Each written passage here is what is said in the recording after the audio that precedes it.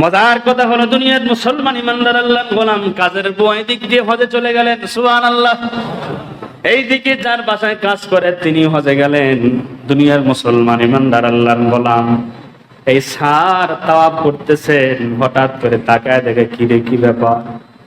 ওই একজন মহিলা, বৃদ্ধ মহিলাকে ঠেলা গাড়ির মধ্যে বসায়া পিছন দিক দিয়ে ঠেলে সামনের দিকে নিয়ে যায়। সে তো আমার কাজের বুয়ার মতোই লাগতেছে। আস্তে আস্তে সামনের দিকে আগায় গেলেন, গিয়ে দেখে কাজের বুয়া। বলতেছেন কি ব্যাপার, তুই এখানে কেমনে আসলি?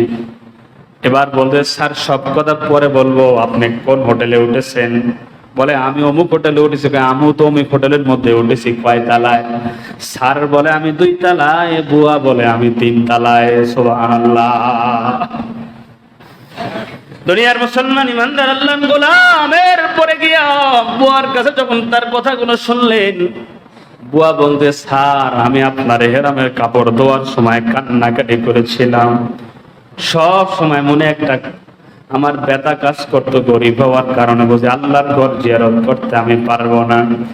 কিন্তু মনে আশা ছিল, নিয়ত ছিল, গো মালিক আমার আল্লাহ আমার এই আশাকে পূরণ করেছেন। আমার ইচ্ছা শক্তি থাকার কারণে আল্লাহ কবুল করে আমাকে হজে নিয়ে আসছেন। সুবহানাল্লাহ। এবার এই স্যার ডাক দিয়ে বলতেছেন, শুধু তোরে নিয়ে আসছে এতটুকুই নয়, আমার টাকা আছে, আমি তোর বাড়িওয়ালা, আমি তোর বাড়িতে কাজ দিয়েছি তোরে। আল্লাহ শুধু তোরে হজে নিয়ে আসছে তা নয়, আমার আল্লাহ চাইলে বাড়িওয়ালার আগে কাজের বুয়ারে আনতে পারে, কারণ কাজের বুয়া বাড়িওয়ালার 1 সপ্তাহ আগে হজে হাজির হয়ে গেছে। সুবহানাল্লাহ। আর আল্লাহ চাইলে কাজের বুয়ারে 3 তালায় আমার মাথার উপরে রাখতে পারে, আর বাড়িওয়ালারে নিচে রাখতে পারে। সুবহানাল্লাহ। হজ আল্লাহর ঘর, এইটা দেখার তামান্না, আকাঙ্ক্ষা, ব্যথা যদি আপনার অন্তরে আপনি ধরে রাখতে পারেন, আল্লাহ কোনো না কোনো ভাবেই আপনাকে তার ঘর পর্যন্ত নিয়ে যাবে ইনশাআল্লাহ। আল্লাযীনা জাহাদু ফীনা লানাহদিয়ান্নাহুম সুবুলানা।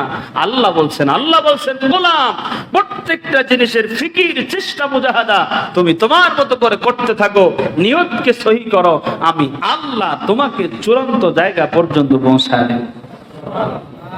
এই জন্য নিয়ত করব আমরা ইনশাআল্লাহ নিয়ত করব। প্রত্যেকটা ভালো কাজের ক্ষেত্রে নিয়ত করতে হবে।